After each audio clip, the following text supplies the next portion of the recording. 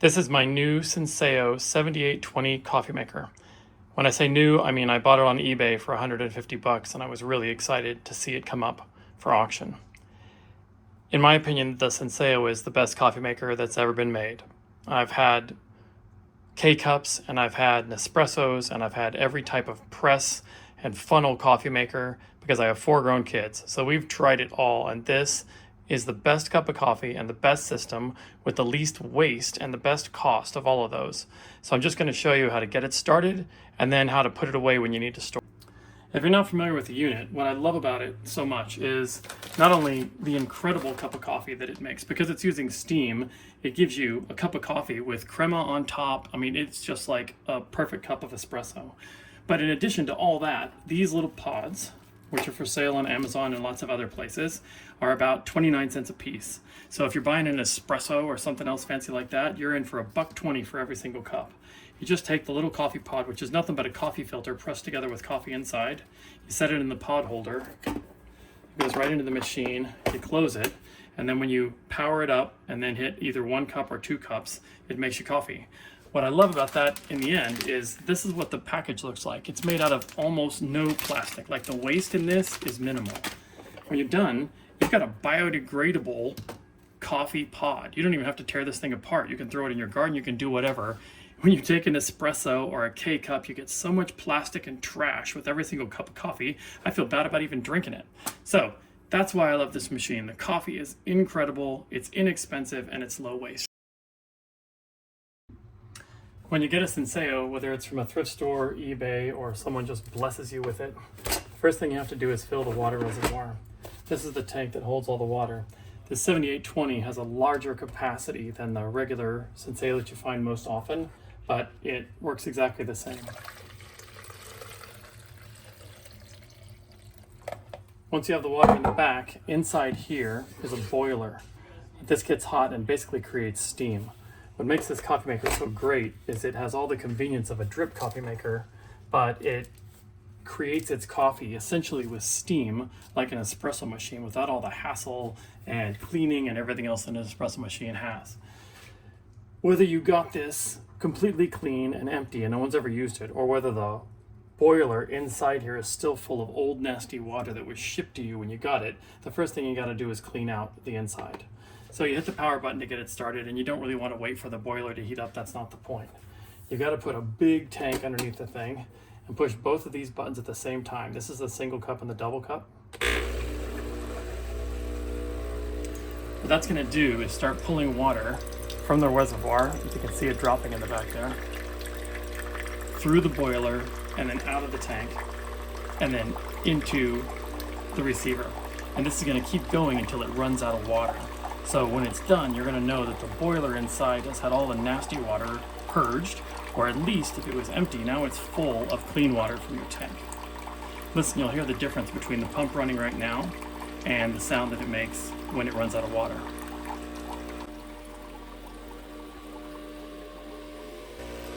The reservoir is almost empty, and now it's going to draw from the boiler.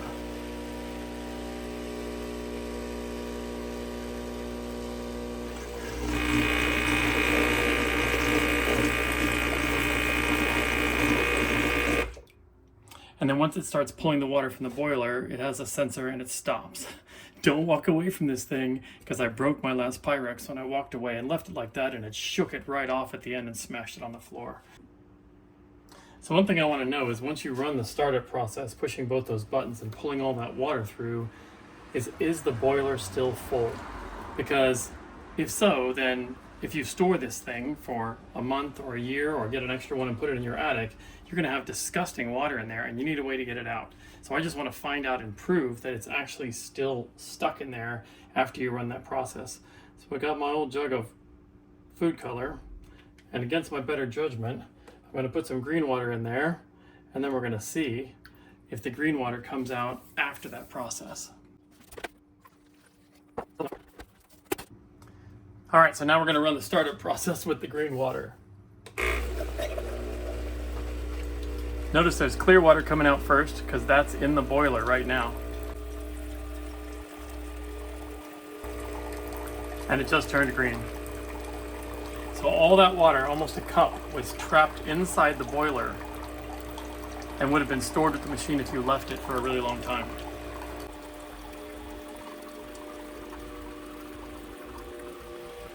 So the reservoir is almost empty, so listen to the sound of it at the end of the cycle and watch out for the Pyrex vibrating.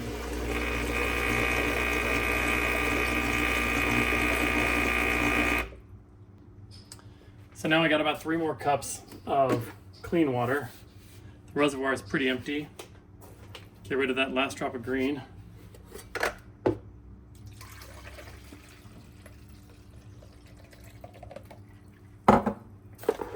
So if it was pulling straight from the reservoir and not from the boiler, you'd have pure, clean water right now. But it's green, as we expect, because this first cup of water is trapped inside the boiler. So you can't really store this thing with the water in it and not expect it to be nasty when you come back. And there's really no function for getting rid of the water in the boiler. So after that full amount has come out, even though the reservoir is clean, now it's finally pulling out clean water. And notice the heater's not even on right now. This is cold tap water. So if you use either one of these buttons instead of the 2 of them together, the heater runs, the water gets hot, and it won't even start one of these buttons until the boiler has reached its temperature that it needs to be to make steam. When you hit the 2 of these, it bypasses the heater. So now the water inside the tank is clean, the water inside the boiler is clean. So if you really want the water out of that boiler for long-term storage, or if you have to keep it in a frozen place, if you put this in a place where it freezes, that water inside the boiler will expand, and it says in the instructions for the unit, it'll destroy it. Whether you want to ship it or store it, or you just don't want that stuff getting rotten because it's going to be a while, I'll show you the only way to get the water out. This is one of several Senseo 7810s. Notice it's a little bit smaller unit. This is considered the deluxe unit. It's got a larger water reservoir. It's just a nicer item, but there's tons and tons of these in the world and very few of the 78. So I've taken this one apart, and actually I bought it fixed for about 150 bucks, and when I got it I broke it immediately. So I'll get to that part in just a second, but here's the water reservoir in the back. So when the reservoir goes into this socket, and the pump down here sucks the water, it pulls it up into the boiler here. This gets really hot, and then it shoves it up this tube into the coffee maker as essentially steam, making an espresso cup instead of a coffee cup. This is the thing you have to empty if you really want to get the water out. This is where that missing cup of green water was. And so the only way to really get this empty is to go inside, take the back off, pull the tubing off of the bottom valve, and then you've got to let enough air in there that you can shake the water out and you can eventually drain it. So if you must, you have to disassemble it. But boy, when you disassemble a Senseo, watch out for the fatal flaw. I'm going to show you the fatal flaw in a Senseo coffee maker. There's even a Wikipedia page about this that shows that this part here on the table is the most likely failure point in the machine. So almost every one of these things on the market that's sold broken has a problem with this little valve. This valve is they call it a tri valve, TRI, and it has a check valve here and then a check valve here. So the water leaves this point right here and goes from the boiler up this part of the valve, and then it splits. Ideally, it goes through this check valve, which doesn't let water come back, out this nipple, into this hose, and into the coffee maker. But because this can be pressurized poorly, like you can put a pod that clogs it, or you can do something wrong, this is the pressure relief side of it all. So it tries to go out this way, go and feed the coffee pod. But if it fails and can't go out this way because it's blocked, then this is where the check valve lets the steam come up here. It hits this part of the nipple, and then that is inside the tank like this. And then this just dumps water right back into the reservoir. So it could go on forever. Like if you had a completely plugged machine, this is why you can have a steam coffee maker that doesn't blow up your house. Because if this side was completely plugged for some reason, either the valve is plugged or the pod can't let any water get through, the water would just go in a continual loop running up this back into the reservoir, the pump would bring it up, and it would keep going like that. So this valve is pretty ingenious and it works great, allows for a really incredible cup of coffee, but the problem is that it fits into the tank right here. And this is the trouble, because when this thing is assembled, this valve is forced inside the plastic top of the boiler.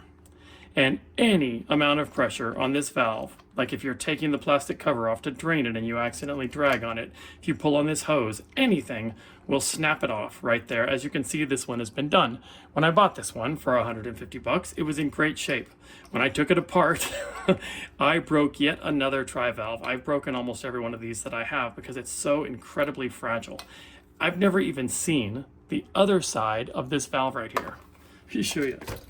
See if I can get a good focus on it. So this piece right here is broken off. The other side of it must be something like this, some kind of barb. But when it's put together, that's pushed down inside the tank.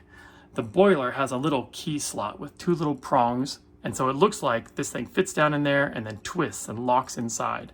But since this thing breaks off, and when it does, the other piece of that stays inside the boiler forever. You'll never ever get it out unless you somehow take the boiler apart. And so I've never even seen what the other end of this looks like, and you can't buy these. The Senseo doesn't sell them. You can't find them online. The next generation of this coffee maker, after the very popular 7810, has valves that can be bought online. And I'll show you what they look like. This is a valve I bought from far away. It says made in China. I ordered it from Europe or something like that, thinking that it was going to fix my coffee maker.